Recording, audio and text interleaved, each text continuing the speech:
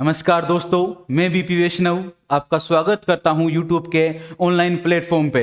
अपन ने जो ये आपके पशु परिचर की बहुत बड़ी भर्ती है, उसका अपन ने जो सेकंड पार्ट है एनिमल, उसका अपन ने जो सबसे पहले आपने एक वीडियो देखा होगा जिसमें अपन ने डेयरी को कवर किया था। इसके साथ में अब हम अलग अलग टॉपिक को आगे कवर करते रहेंगे। तो आपने जिस भी भाई या जिस व्यक्ति ने जो वीडियो नहीं देखा है तो एक बार जाके वीडियो को देखें, लाइक करें, शेयर करें, कमेंट करें। उसके बाद में आज अपन पढ़ेंगे जो अपने रूमिनेंट पशु है गाय, उसकी अपन एकदम विस्तृत रूप से उसका अध्ययन करेंगे। उसके जो भी इंपॉर्टेंट क्वेश्चन है जो एग्जाम में पहले आए हुए हैं या जो आने की संभावना है, उसको अपन एकदम धीरे धीरे बारीकी से एक एक को पढ़ेंगे और आने वाले समय में धीरे धीरे पूरा टॉपिक कवर करेंगे, जिससे आपके जो पशु परिचर का एग्जाम होगा उसमें आप आराम से इजीली जो एनिमल का पोर्शन है वो आराम से आप कवर कर पाओ। तो इससे यह वीडियो देखने से पहले एक बार सभी शेयर करो, लाइक करो, कमेंट करो, सब्सक्राइब करो। इसके बाद में अपन, ताकि आप हमसे जुड़े रहें और अपन आगे भी बहुत अच्छा कर सकें और बहुत ज़्यादा इस सेशन को अपन आगे बढ़ा सकें। तो इसी के साथ में अपन शुरुआत करते हैं आज के बहुत ही शानदार, ज़बरदस्त, लेटेस्ट आज के टॉपिक की, जो अपना है रूमिनेंट एनिमल। उसमें जो पहला अपना जो टॉपिक आता है वो है अपना गाय या काऊ बोल देते हैं। देखो, गाय है वो अपने जो डेयरी प्रोडक्ट या अपन बोल सकते हैं जो डेयरी साइंस है उसमें एक इम्पोर्टेंट रोल प्ले करती है, क्योंकि जो गाय का दूध होता है मेनली वो अन्य पशुओं की तुलना एकदम सुपाच्य और सुव्यवस्थित दूध होता है। इसी के कारण हम इसको अपन इससे बहुत क्वेश्चन भी आते हैं और उसको अपन आराम से धीरे धीरे पढ़ते हैं। तो देखो, आज का जो टॉपिक है अपना गाय, तो उसका अपन धीरे धीरे उसके जो भी इंपॉर्टेंट क्वेश्चन है उनको कवर करेंगे। तो अपना जो पहला क्वेश्चन है, तो अपने क्वेश्चन की ओर बढ़ते हैं। तो अपना जो पहला क्वेश्चन है वो है कि गाय के दूध में किसके कारण प्रोटीन, वसा व SNF घटने लगता है? कि गाय का जो दूध है उसमें किसके कारण प्रोटीन, वसा व SNF घटने लगता है। देखो, बहुत इंपॉर्टेंट क्वेश्चन है, RPSC असिस्टेंट एग्रीकल्चर ऑफिसर 2022 में पूछा गया क्वेश्चन है। तो ये आपके भी इंपॉर्टेंट क्वेश्चन है, आ सकता है। देखो, इसमें ऑप्शन दिया हुआ है। पहला ऑप्शन आपके मौसम, दूसरा है प्रजनन, तीसरा है आयु, चौथा है प्रबंधन। कि जो गाय के दूध है उसमें जो प्रोटीन, वसा और SNF है वो किसके कारण घटने लगती है? कि मौसम के कारण घट जाती है, या प्रजनन के कारण घट जाती है, या आयु के कारण घट जाती है, या प्रबंधन के कारण घट जाती है? तो अपन देखते हैं इसका जो राइट आंसर होता है वो तो है आयु। कि पशु की जैसे जैसे आयु बढ़ेगी तो उसमें जो न्यूट्रिएंट वैल्यू है उसके दूध की वो धीरे धीरे कम होने लग जाएगी, और एक समय आएगा उस टाइम पे उस जो पशु है वो दूध देना भी बंद कर देगा, है ना। तो इस क्वेश्चन का राइट आंसर क्या हो जाएगा? आयु। आयु के साथ में क्या होता है कि जो दूध होता है उसमें प्रोटीन, वसा और SNF की मात्रा क्या हो जाती है? घटने लग जाती है ना। तो इसी के साथ में अपन अगला क्वेश्चन डिस्कस करते हैं। देखो, अपना जो अगला क्वेश्चन है वो है, बहुत अच्छा क्वेश्चन है, कि जो गाय होती है उसमें गर्भकाल होता है। कि गाय में गर्भकाल का समय कितना होता है? गाय होती है उसमें गर्भकाल का समय कितना होता है? कि कितने समय बाद में वो पशु है वो ब्याएगा, या कितने समय बाद में पशु ब्याएगा? तो उसमें अपना जो पहला ऑप्शन है वो है 230 से 235 दिन, दूसरा है 280 से 285 दिन, तीसरा है 305 से 310 दिन, और चौथा है 315 से 320 दिन का समय। देखो, इसमें जो अपना राइट आंसर होगा वो तो अपना होगा 280 से 285 दिन, और इसमें जो मेनली अपना राइट आंसर आता है वो आता है 281 या 282 दिन। और ये आपका जो 310 दिन होता है वो आपके होता है भैंस का। भैंस होती है उसका जो गर्भकाल होता है वो कितने दिन का होता है? 310 दिन का होता है। और गाय का कितना होता है? 281 दिन। इसका जो राइट आंसर हो जाएगा ये भी देखो, बहुत अच्छा क्वेश्चन है, वो असिस्टेंट एग्रीकल्चर ऑफिसर 2000 2018 में आया हुआ है। तो ये जो क्वेश्चन है ये अपने प्रीवियस ईयर के जो भी अपने जो सीनियर एग्जाम है उनमें आए हुए हैं, तो आपके भी ये जो क्वेश्चन है वो रिपीट हो सकते हैं, इसलिए अपन इसको आराम से धीरे धीरे कवर करेंगे, ठीक है।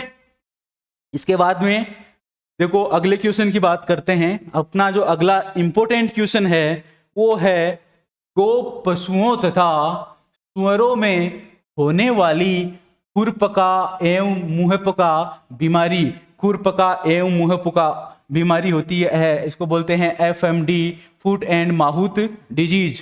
क्या बोलते हैं? खुरपका एवं मुंहपका, इसको बोलते हैं FMD, foot and mouth disease. ये किसके द्वारा फैलती है?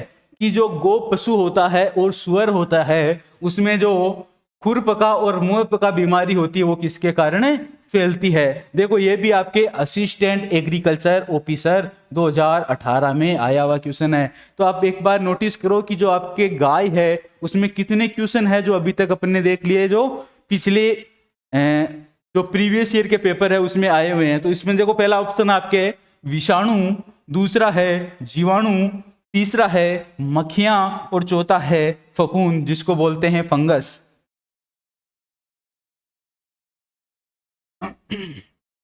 पहला आपके विषाणु जिसको बोलते हैं वायरस। तो इसमें आपके जो पहला राइट आंसर हो जाएगा आपकी जो पहला विषाणु, जिसको अपन इसका मेनली लिखा हुआ आता है जैसे 12th की बुक में लिखा हुआ है सननित वायरस।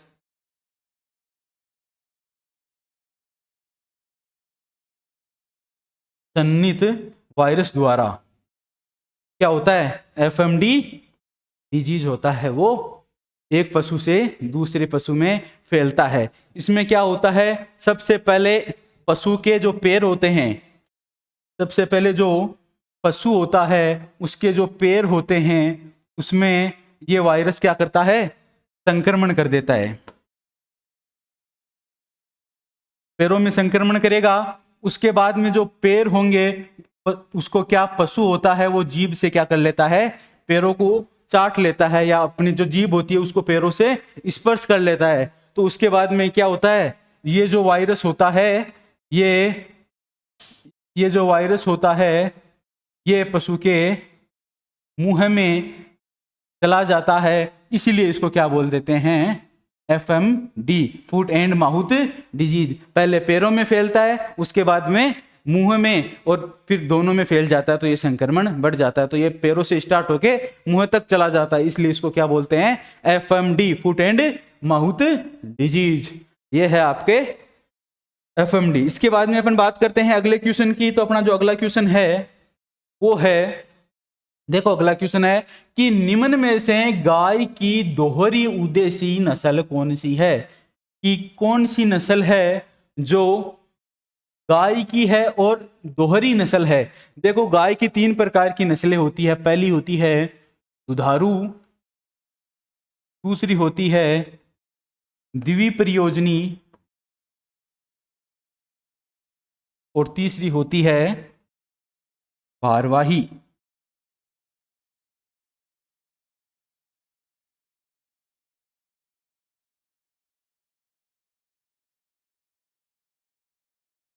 कौन सी होती है?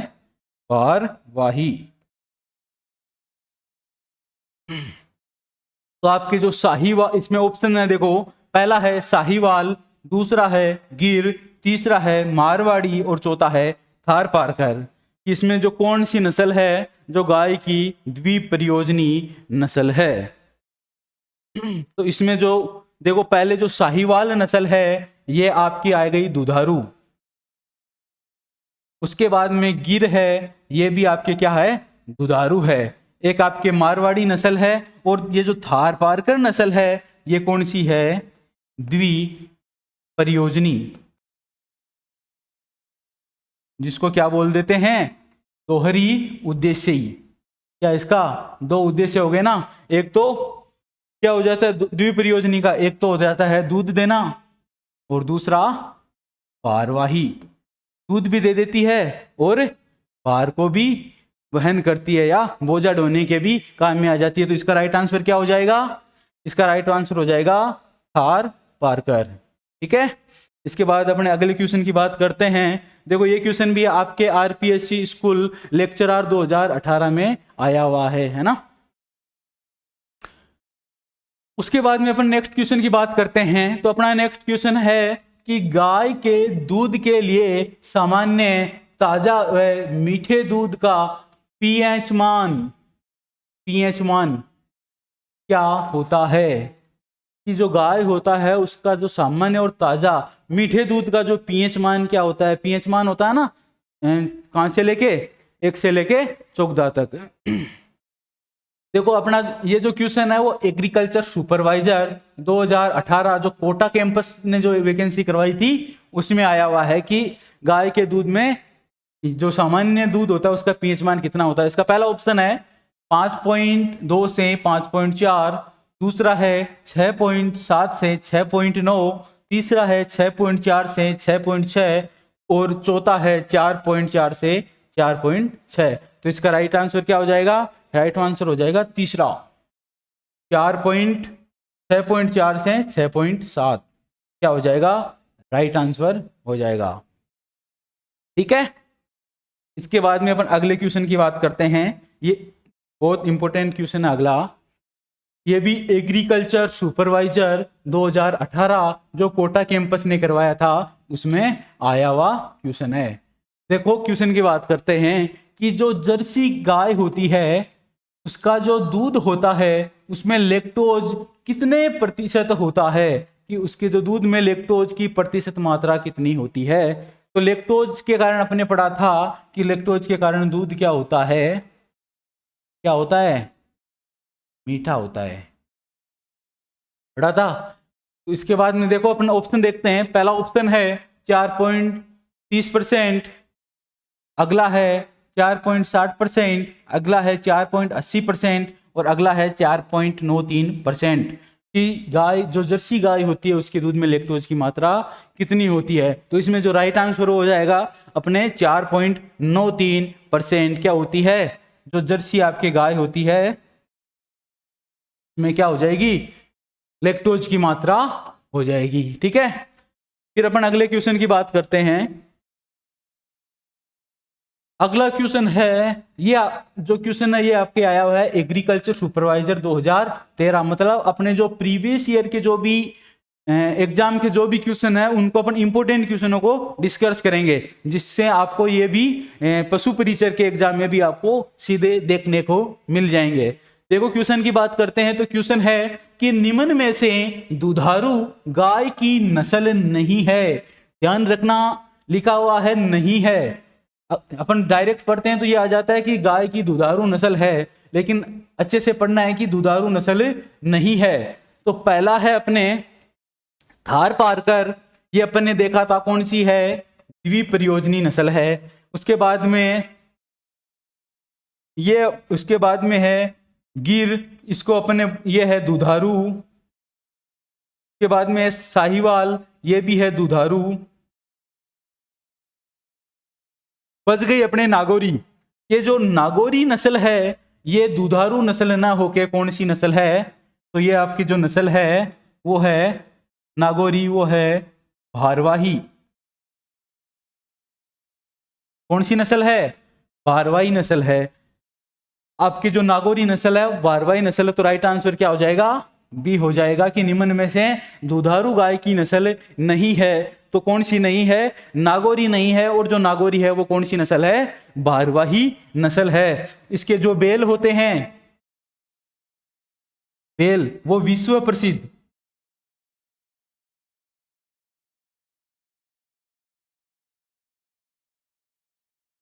विश्व क्या होते हैं, प्रसिद्ध होते हैं और भार ढोने के काम में आते हैं। कौन सी नस्ल के, आपके नागौरी नस्ल के जो बैल होते हैं।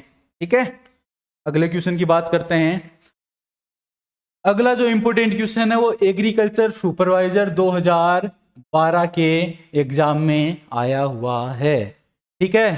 तो बात करते हैं। देखो कि थारपारकर नस्ल है निम्न में से किसकी है। जो थारपारकर नस्ल है वो निम्न में से किस पशु की है। तो आपके जो पहला ऑप्शन है घोड़ा, दूसरा है बकरी, तीसरा है गाय, चौथा है भैंस।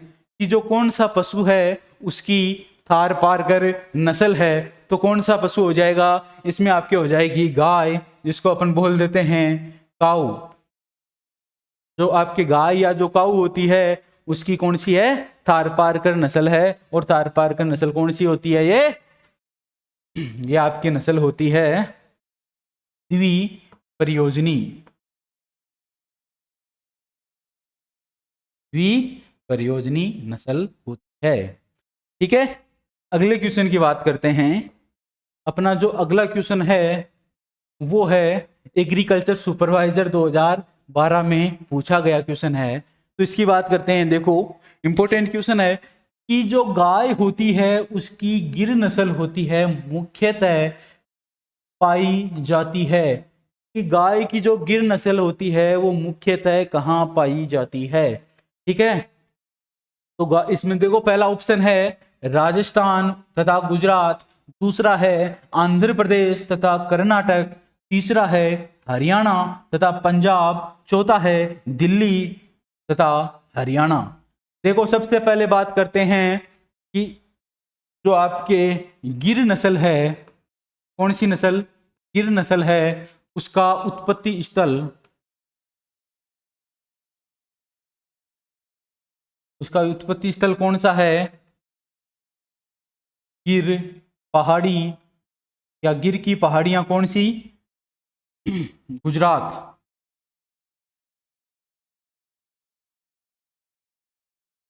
का उत्पत्ति स्थल कौन सा हो जाएगा? गुजरात। तो गुजरात जिसका उत्पत्ति स्थल होगा तो ये तो हो जाएगा कि ये गुजरात में तो पाई जाती है ना, तो ये गुजरात के साथ साथ अपने राजस्थान में भी पाई जाती है। तो राइट आंसर हो जाएगा इसका पहला। कौन सा हो जाएगा? राइट आंसर हो जाएगा अपने पहला। और बात करें अपन इसकी, तो ये राजस्थान में भी मेनली जो अजमेर जिला है वहां पर पाई जाती है। कौन सी नस्ल? गिर नस्ल है ना। फिर बात करते हैं अपन अगले क्वेश्चन की। तो अपना अगला क्वेश्चन है वो है एग्रीकल्चर सुपरवाइजर 2012 में पूछा गया है। ये भी वेरी वेरी इंपॉर्टेंट क्वेश्चन है ना। देखो, ये जो अपना क्वेश्चन है वो है कि दुग्ध उत्पादन बढ़ाने के लिए गाय को क्या दिया जाता है? दूध उत्पादन बढ़ाने के लिए गाय को क्या दिया जाता है? वैसे तो चारा दिया जाता है, सही बात है, लेकिन बात करें ऑप्शन की तो ऑप्शन में क्या आता है? देखो, दुग्ध उत्पादन बढ़ाने के लिए क्या दिया जाता है? एग्रीकल्चर सुपरवाइजर 2012 का जो क्वेश्चन है उसमें ऑप्शन पहला है प्रोलेक्टिन, दूसरा है सोर्बिटोल, तीसरा है सिस्टले बेसिटिरोल और चौथा है गोनेडोट्रोपिन। तो इसका जो राइट आंसर वो हो जाएगा प्रोलेक्टिन। क्या प्रोलेक्टिन होता है? वो जो पशु होता है उसका दूध बढ़ाने में काम में लिया जाता है। जो प्रोलेक्टिन होता है उसको क्या किया जाता है? दुग्ध उत्पादन बढ़ाने के लिए काम में लिया जाता है। देखो, अगले क्वेश्चन की बात करते हैं।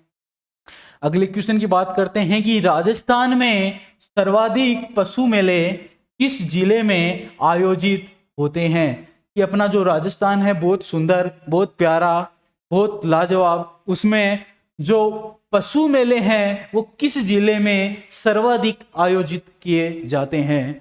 तो कौन सा जिला है जिसमें पशु मेले आयोजित सर्वाधिक होते हैं? देखो, पहला ऑप्शन है बाड़मेर, दूसरा है झालावाड़, तीसरा है नागौर और चौथा है भरतपुर।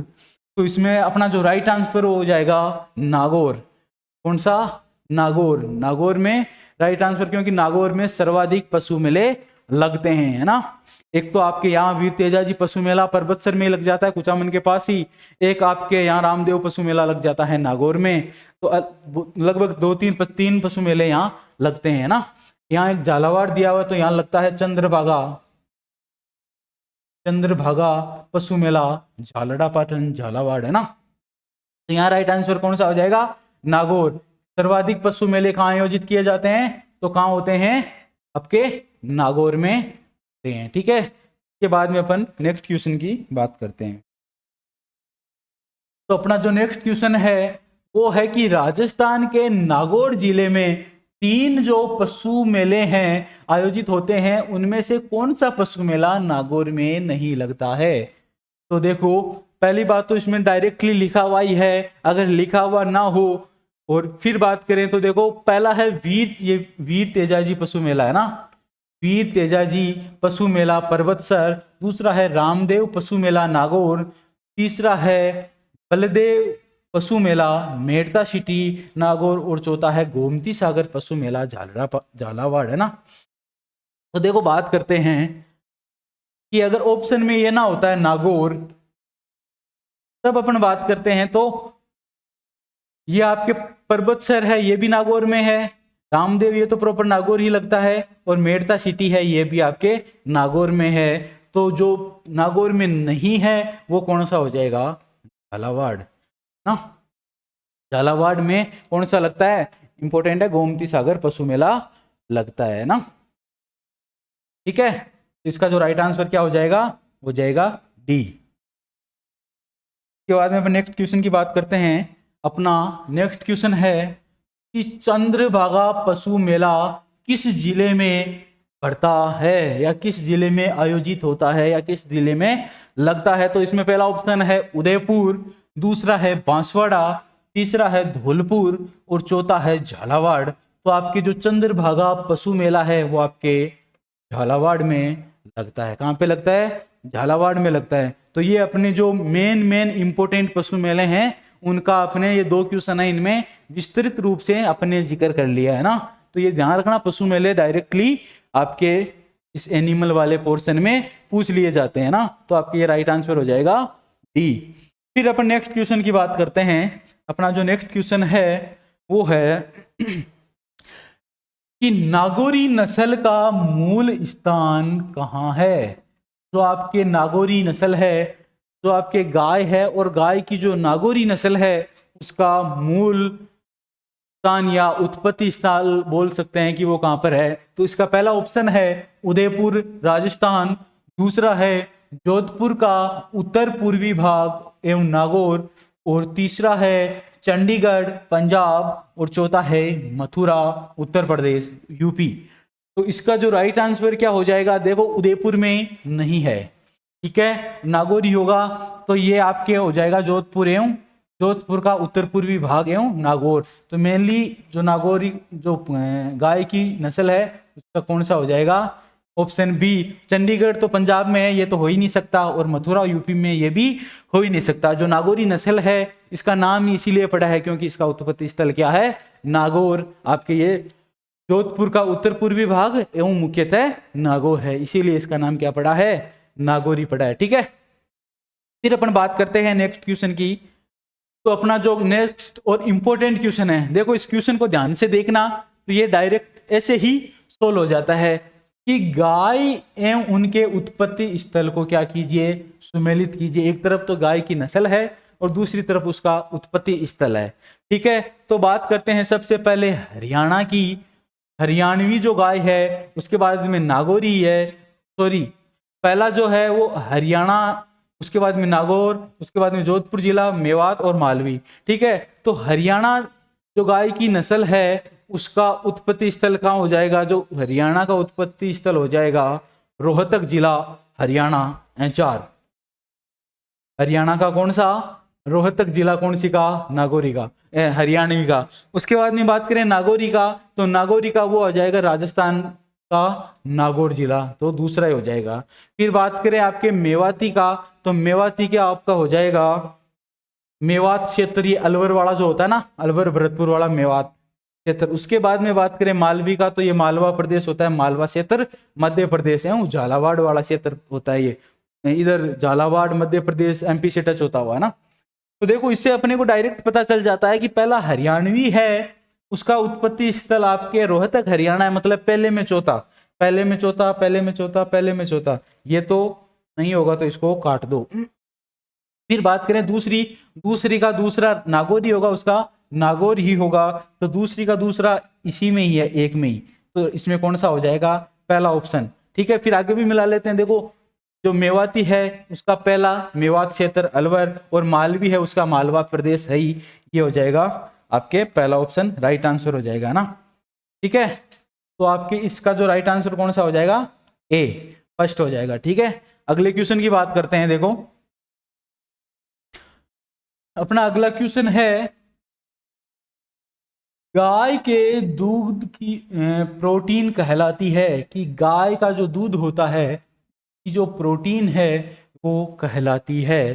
पहला है एल्ब्यूमिन, दूसरा है जीन, तीसरा है टेनिन और चौथा है केसिन। तो अपने कल वाली क्लास में भी देखा था, इसका जो मेनली पढ़ा था ना कि दूध शर्करा, ये दूध में प्रोटीन कौन सी होती है, तो दूध में प्रोटीन होती है केसिन प्रोटीन होती है, जिसके कारण दूध का रंग क्या होता है, सफेद होता है। तो आपके केसिन प्रोटीन होती है, उसके कारण दूध का रंग क्या होता है, सफेद होता है। ठीक है, इसके बाद में अपन नेक्स्ट क्वेश्चन की बात करते हैं।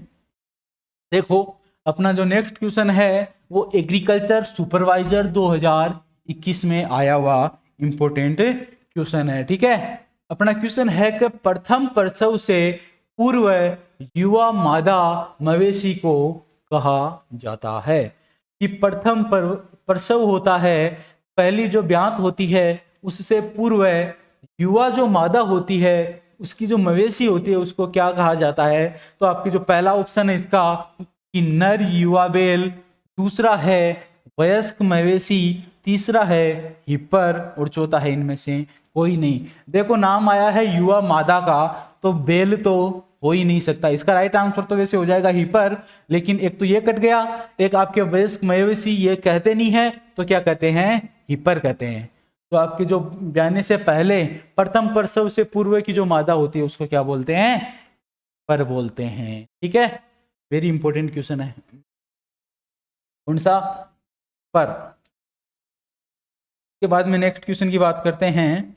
तो अपना नेक्स्ट क्वेश्चन है कि हरियाणा नस्ल का मूल स्थान कहाँ है। कि हरियाणा जो नस्ल है उसका मूल स्थान या उत्पत्ति स्थल कहाँ है। तो पहला आपका है हिसार, रोहतक, करनाल, दूसरा है होलैंड, तीसरा है जोधपुर, उसके बाद में है चौथा मालवा प्रदेश, है ना। तो इसका पहला ऑप्शन हो जाएगा कि हरियाणा है। तो देखो ये जो है ना हिसार, रोहतक और करनाल, ये है हरियाणा के जिले हैं, चार हरियाणा के क्या है, जिले हैं। तो राइट आंसर तो हो जाएगा आपके हिसार, रोहतक और करनाल हरियाणा नस्ल का मूल उत्पत्ति स्थल है। इसको अपन शॉर्ट में या बोलते हैं तो साथ में बोल देते हैं हरियाणा, और होलैंड और जोधपुर और मालवा दिया हुआ है अगला ऑप्शन। ठीक है, उसके बाद में अपन नेक्स्ट क्वेश्चन की बात करते हैं। नेक्स्ट क्वेश्चन है अपना, सर्वाधिक दूध देने वाली गाय की विदेशी नस्ल है। कि जो सर्वाधिक दूध देने वाली गाय की विदेशी नस्ल है वो कौन सी है, कौन सी नस्ल है जो सर्वाधिक दूध देती है और कौन सी है विदेशी नस्ल है। देखो इसका पहला ऑप्शन है जर्सी, दूसरा ऑप्शन है होलिस्टन फ्रीजियन, तीसरा ऑप्शन है ब्राउन स्विस और चौथा ऑप्शन है रेड डेन।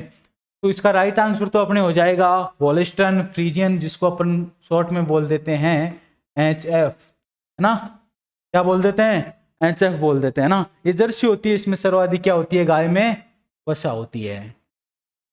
ठीक है, और ये ब्राउन स्विस, ये आपके एक रेड डेन, ये आपके ऑप्शन दिया हुआ है ना। तो इसमें कौन सा हो जाएगा राइट आंसर, जो राइट आंसर होगा वो आपके हो जाएगा होलिस्टन फ्रीजियन HF। ठीक है, फिर अपन नेक्स्ट क्वेश्चन की बात करते हैं। अपना जो नेक्स्ट क्वेश्चन है कि सर्वाधिक वसा प्रतिशत वाली गाय की विदेशी नस्ल कौन है। सर्वाधिक वसा प्रतिशत वाली गाय की विदेशी नस्ल कौन सी है। पहला ऑप्शन आपके होलिस्टन फ्रीजियन HF, तो अपन ने पढ़ा था ये क्या देती है, सर्वाधिक, ये सर्वाधिक देती है दूध। उसके बाद में करण स्विस है और जर्सी है और डेनमार्क है। तो इसका जो राइट आंसर वो तो हो जाएगा आपके कौन सा, जर्सी। जर्सी है, उसके दूध में सर्वाधिक क्या होता है, वसा प्रतिशत होता है। ठीक है, ये आपके कुछ इंपॉर्टेंट क्वेश्चन थे जो गाय से संबंधित है। तो कैसे लगे आपको क्वेश्चन, उसके साथ में आप लाइक करोगे, शेयर करोगे, कमेंट करके बताओगे कैसा लगा आपको सेशन। और धीरे धीरे अपन गाय का जो नेक्स्ट बाकी के क्वेश्चन है वो अपन नेक्स्ट सेशन में करेंगे। तो इसी के साथ आप लाइक करते रहे, शेयर करते रहें, और साथ में आपके जो भी पशु परिचर की तैयारी करने वाले बच्चे हैं उनको शेयर करते रहे, ताकि उनको भी फायदा मिल सके। ठीक है, ज्ञान होता है वो बांटने से ही बढ़ता है। इसके साथ में आज की सेशन को अपन यहीं समाप्त करते हैं। जय हिंद, जय भारत, और साथ में जुड़े रहे। ओके, धन्यवाद।